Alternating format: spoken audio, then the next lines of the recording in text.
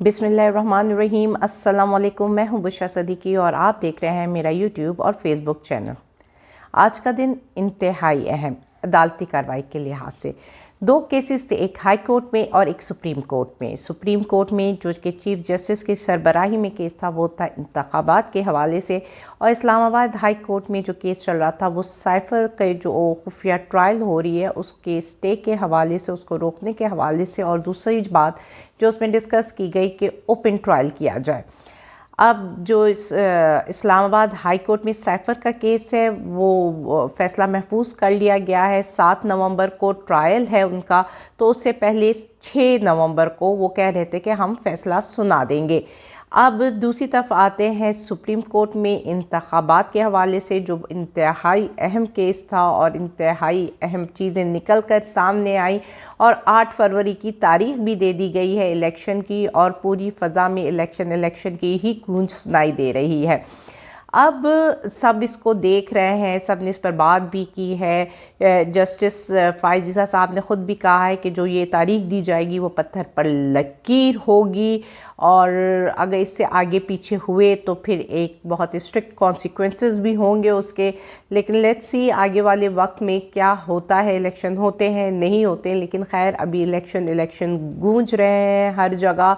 दूसरी तरफ सिकंदर राजा ने मुशावरत भी की है सदर आरिफ अलवी साहब से, तो लोग कह रहे हैं कि थूके को चाटा जा रहा है। अब जो भी आज का दिन है, जिस तरह से कार्रवाई हुई और फिर इलेक्शन की अनाउंसमेंट हुई और अब इलेक्शन कैसे आगे होंगे, इसको हम अपने 2-3 हिस्सों में डिवाइड करते हैं और उसको 1 बाय 1 डिस्कस करेंगे हम अपने आज के वीलॉग में। लेकिन आगे बढ़ने से पहले मैं आप सबसे रिक्वेस्ट करूँगी काइंडली मेरे इस चैनल को ज़रूर लाइक, शेयर और सब्सक्राइब करें, और बेल आइकन का बटन दबाना मत भूलिएगा। अब हम आते हैं, जिस तरह मैंने कहा कि हम इसको 3 पार्ट्स, 2 या 3 पार्ट्स में डिवाइड करते हैं। पहला पार्ट है जब ये समाअत हो रही है, ये कार्रवाई हो रही है, उसमें जो बातें सामने आई हैं। जो समाअत के दौरान एक चीज़ इस्टेब्लिश होती है वो ये होती है कि इंतखाबात की तारीख देने का हक़ सिर्फ़ और सिर्फ प्रेसिडेंट के पास है। इसका मतलब ये हुआ कि इलेक्शन कमिश्नर, वफाक के जो आपके वकला होते हैं, अटॉर्नी जनरल्स होते हैं, वो सब आपकी आइन की इतने दिनों से गलत इंटरप्रिटेशन कर रहे थे, वो आवाम को मिसलीड कर रहे थे। जो कि जबकि सदर अलवी को आपने याद होगा कि मैंने ख़त पढ़ा था अपने व्लॉग में, जिसमें उन्होंने कहा था कि ये मेरा इख्तियार है कि मैं तारीख तजवीज़ करूं, तो आप आइए मशावरत कीजिए। उन्होंने इलेक्शन कमिश्नर को वो ख़त लिखा था, जिसके जवाब में इलेक्शन कमिश्नर ने कहा था कि जनाब आपको पता नहीं है, आइनी तरमीम हो चुकी है, इलेक्शन एक्ट जो अमेंड हुआ है उसके बाद ये तारीख का हक़ देना, इलेक्शन की तारीख का हक़ देना तो सिर्फ़ और सिर्फ इलेक्शन कमिश्नर का इख्तियार है, और हम आपसे मशावरत करने नहीं आते, कर लिए जो आपने करना है।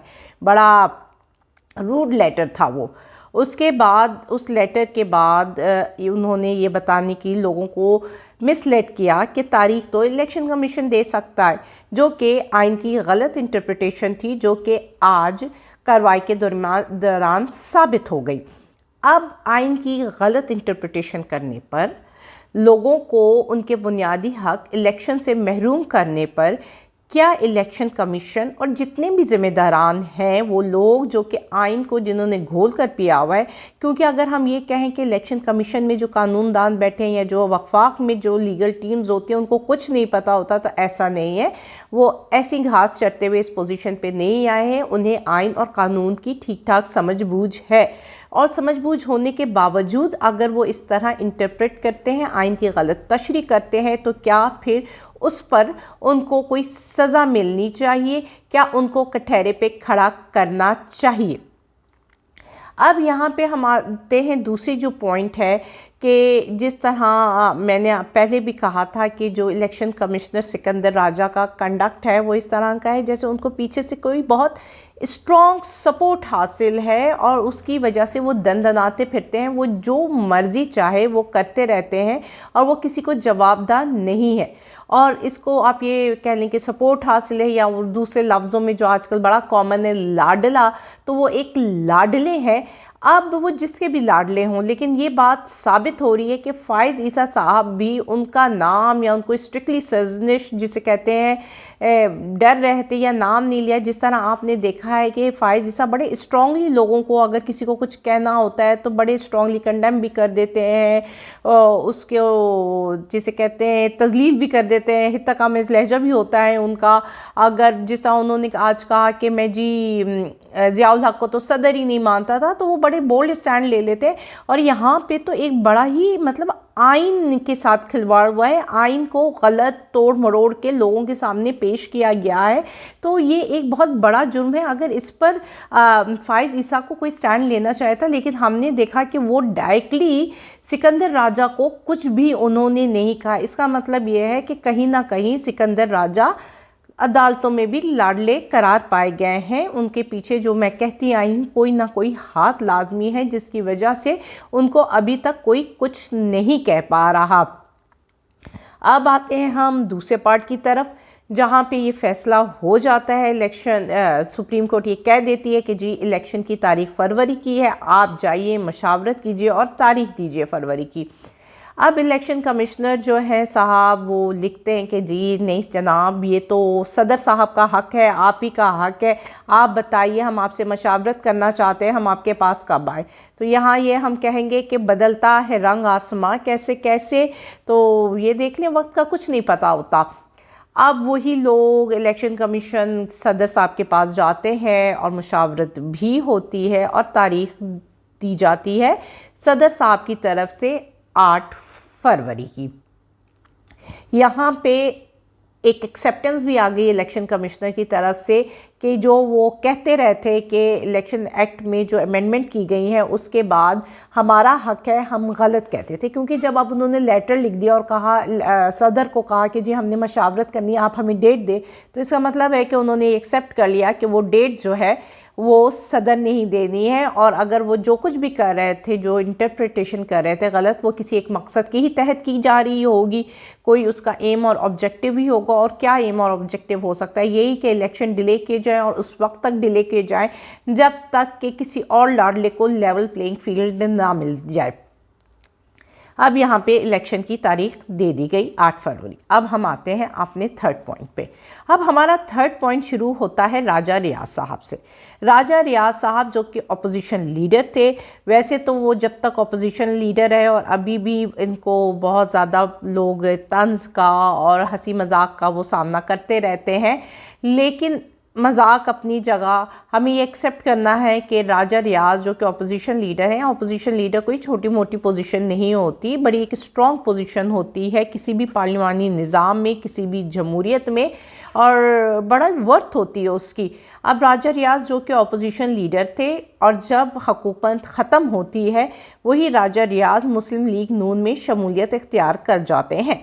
और वही राजा रियाज कुछ महीने पहले ये बात कह देते हैं एक टीवी चैनल में कि जी इलेक्शन फरवरी के इस तारीख से इस तारीख के दरमियान होंगे, यानी वही 8 और 11 फरवरी के दरमियान इलेक्शंस होंगे।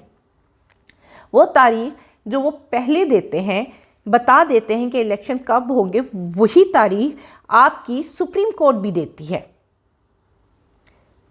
सुप्रीम कोर्ट पहले की भी तारीख दे सकती थी। सुप्रीम कोर्ट कहती कि क्योंकि आइन कहते हैं 90 रोज़ में और 90 रोज़ में नहीं हो सकते तो जितना जल्द अज जल्द मुमकिन है इलेक्शन करवाया जाए।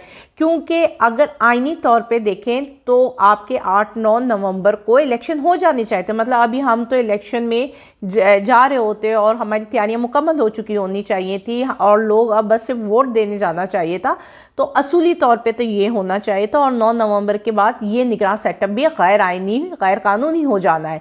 लेकिन सुप्रीम कोर्ट ने कहा कि नहीं जी, अब क्योंकि पॉसिबल नहीं है, और बार बार उन्होंने कहा कि ये गलती भी आरिफ अलवी के खाते में डालने की कोशिश की गई, अब ये पॉसिबल नहीं है और इलेक्शन अब फरवरी में करवाए। तो वो चाहते तो वो जो 28 जनवरी की डेट थी वो भी दी जा सकती थी। वो कह सकते थे कि अभी 1 महीना है, आप दिसंबर के एंड में आ जाए, मिड ऑफ जनवरी में, जितनी जल्दी पॉसिबल हो उतनी जल्दी आप करवाएं। लेकिन उन्होंने वही तारीख दी जो कि राजा रियाज साहब बता चुके थे। अब अगर हम अपने फर्स्ट पॉइंट से लेकर इस पॉइंट तक डॉट कनेक्ट करते हुए जाएं तो इसका मतलब ये हुआ कि अब तक जो कुछ भी होता आ रहा है और आज भी अदालत में जो कुछ भी हुआ वो सब स्क्रिप्टेड था, वो वेल प्लान्ड था और जिसको बड़ा ही वेल एग्जीक्यूट किया जा रहा है। देखिए, आप उसके एग्जीक्यूशन में भी डाउट मत करें कि कितने अच्छे से वो लेकर चले, जिसमें उन्होंने अदालत उज़्मा को भी इन्वॉल्व कर लिया और तमाम प्लेयर, जिसमें सदर जो कि कह रहे थे, जिनको बड़ा लोगों ने बोला भी, जिसको चीफ जस्टिस ने भी बोला कि जी आपका सदर कहता है कि उसका लीडर इमरान खान है, उन सब को उसने इन्वॉल्व कर लिया और एक तारीख दे दी गई। वो तारीख दी गई जो कि प्री डिसाइडेड थी, जिसका अपोजिशन लीडर जो कि अब मुस्लिम लीग नून के मेंबर हैं वो बता चुके थे। अब अगर ये तारीख प्री प्लान डेट है और स्क्रिप्टेड है ये सारा कुछ, तो इसका मतलब है कि जो इलेक्शन होंगे वो भी स्क्रिप्टेड होंगे। स्क्रिप्टेड मतलब रिग्ड होंगे, उनकी रिगिंग का भी बड़े पैमाने में, क्योंकि देखिए अभी जो इलेक्शंस होंगे और अगर एक अपनी पसंद की पार्टी को लाने की ये कोशिश कर रहे हैं, ये अपने लाडले किसी और लाडले को लाने की कोशिश कर रहे हैं, जिसको पूरी लेवल प्लेइंग फील्ड दे दी गई है, जिसके लिए पूरा अदालती निज़ाम की धज्जियाँ उड़ा दी गई हैं आइन और कानून को पमाल करके। बल्कि पमाल क्या, अगर सीधे लफ्ज़ों में और सच्चाई के साथ बोलूँ तो अपने कदमों तले रोंदा गया है एक मुजरिम को सेव करने के लिए। तो अगर आपने उस शख्स को वज़ीर आज़म बनाना है तो रिगिंग छोटी मोटी तो नहीं होगी, रिगिंग होगी बड़े पैमाने में, क्योंकि आपकी जो वोटर हैं वो क्लियर है। जितने भी सर्वे आ रहे हैं और सर्वे ना भी आए, लोगों की जो एक टेम्परामेंट होती है या जिस तरह की ऑप्टिक्स दिखाई दे रहे हैं हमें पाकिस्तान में, वो क्लियर है कि कौन सी पार्टी लीड कर रही है। अब अगर उस पार्टी को छोड़कर आप वो मुजरिम जो कि आपने इम्पोर्ट किया है अभी, उसको आपने गद्दी नशीन करना है, उसको गद्दी में बिठाना है, तो बड़े पैमाने में उसके लिए रिगिंग होगी। इसका मतलब है कि रिगिंग का मंसूबा भी तैयार है। जब डेट दे दी गई और वो डेट दे दी गई जो आपका बंदा बता रहा है हमें, उसने हमें ऑलरेडी बता दिया था, वही डेट हमें अभी मिली है, तो इसका मतलब ये है कि आप प्लान करके बैठे हो। अब उस रिगिंग इलेक्शन की एक्सेप्टेंस क्या होगी, आप इसको कितने अरसे तक लेकर, उस हुकूमत को लेकर अगर किसी भी तरीके से रिग्ट करके आप ले आए, तो क्या अवाम इस इलेक्शन को मानेगी? आपने क्या अवाम का रद्द अमल स्क्रिप्ट में नोट डाउन किया है? आपने अपनी बुक्स में, अपनी प्लानिंग बुक में ये लिखा है कि जब आवाम का ये रद्द अमल आएगा तो उसको कैसे काउंटर किया जाएगा? क्योंकि अभी तक आपने जितना भी स्क्रिप्ट लिखा और जितना भी आप प्लानिंग करते चल रहे थे, आपने जहाँ जहाँ आपको जो धचके लगे वो इसकी वजह से, वो अवामी रद्द अमल की वजह से लगे, जो कि आपने फोर्सी ही नहीं किया था। और अभी भी अवाम में लावा तो पक रहा है। जितना आप उसको दबाने की, जिसे कहते हैं ना, एक स्प्रिंग को आप जितना दबाते हो वो उतनी ही ज़ोर से ऊंचा जाता है। तो जिस तरह आप आवाम को हर हक से महरूम कर रहे हो, उसको दबा रहे हो, तो फिर जब ये लावा फटेगा तो बहुत बड़ा लावा होगा। तो उसमें एक रिग्ड इलेक्शन की तरफ जाना एक मुल्क के लिए ख़ुदकुशी के मुतरादिफ है कि वो आ बैल मुझे मार वाली हालत है। जबकि आप ये देख रहे हो कि इंटरनेशनल सिनेरियो भी वर्स्ट होता जा रहा है। हमने मगरबी बॉर्डर पे दुश्मनी ले ली है, जिस तरह हम अफ़गानियों को भेज रहे हैं। मैं इस बात पे नहीं कह रही कि अफ़गानियों को वापस जाना चाहिए था, नहीं जाना चाहिए था, मैं इस मैटर में बात नहीं करी। मैं बात करी मेथडोलॉजी पर, तरीक़ाकार पे, जिस तरीके से आप भेज रहे हैं। आपकी क्या कोई डील, कोई बात अफ़गान गवर्नमेंट से हुई है? कोई अफ़गानिस्तान की गवर्नमेंट और आप किसी एक पेज में आए हो, कोई चीज़ डिसाइड हुए कि किस तरह आप अफ़गानियों को यहाँ से उनके वतन वापस भेजोगे? क्या ये कुछ आपकी डीलिंग हुई है? और इसके इकनॉमिक इम्पैक्ट्स क्या होंगे? क्योंकि आप ये नहीं कह सकते कि अफ़गानियों का कोई भी इकनॉमिक इम्पैक्ट पाकिस्तान में नहीं था। उनकी काफ़ी स्ट्रॉन्ग इकनॉमिक एक्टिविटीज़ थी जो वो किया करते थे यहाँ पे, स्पेशली ट्रांसपोर्टेशन का बिजनेस। और KPK और कराची के हवाले से बात करें तो अफ़गानियों की एक बड़ी तादाद थी जो कि बहुत अच्छे और वेल इस्टेब्लिश्ड बिजनेसेस कंडक्ट करते थे और उनका बड़ा हिस्सा है इकनॉमिक एक्टिविटी में। तो उनके जाने से जो इकनॉमिक एक्टिविटी में खला पैदा होगा, आपने सोचा है कि आप उसको पुर कैसे करोगे? जब आप कोई फ़ैसला लेते हो तो उसके जो आफ्टर इम्पैक्ट्स भी होते हैं, आपने क्या वो आफ्टर इम्पैक्ट्स स्टडी किए हैं? और जिस तरीके से आप भेज रहे हो, आपने जो सच्ची सी बात है, अपने उस बॉर्डर के साथ भी दुश्मनी ले लिए। इंडिया आपके साथ मुस्तकिल लड़ाई के उसमें आ रहा है। चाइना से आपकी बन नहीं रही है। आपका वज़ीर आज़म, निगरान वज़ीर आज़म भी चाइना गया हुआ है। आप देखते हैं कि कौन से गुल खिलते हैं, लेकिन आसार अच्छे नज़र नहीं आ रहे हैं। दूसरी तरफ मशरिक़ वुस्ता में जो जंग चल रही है वो फैल भी सकती है, क्योंकि कल इंतहाई अहम दिन है, 3 नवंबर है, और हिज़्बुल्लाह के जो सरबराह हैं उन्होंने स्पीच और एक तकरीर करनी है, और वो जो भी तकरीर करेंगे वो एक पॉलिसी स्टेटमेंट होगी, जिसकी वजह से अमेरिका की टांगें अभी से कांपना शुरू हो गई हैं। और अब सुनने में आया है, या न्यूयॉर्क टाइम्स ने लिखा है कि अमेरिका ने इसराइल को जोर दिया है जंग बंदी के लिए, क्योंकि ऑब्वियस सी बात है जब हिज़्बुल्लाह का जो सरबराह स्पीच देगा तो वो बहुत मायने खेज होगी, और सब बहुत ज़्यादा मतलब उसको वॉच कर रहे हैं कि वो क्या कहता है। लेकिन पाकिस्तान की सूरत हाल ये है कि हम खामोश हैं और हम अपने ही मुल्क की लड़ाई से नहीं निकल रहे, तो हम इंटरनेशनल सिनेरियो को क्या स्टडी करेंगे। मुझे आप इजाज़त दीजिएगा और अपने कमेंट्स ज़रूर दीजिएगा। अल्लाह हाफ़िज़।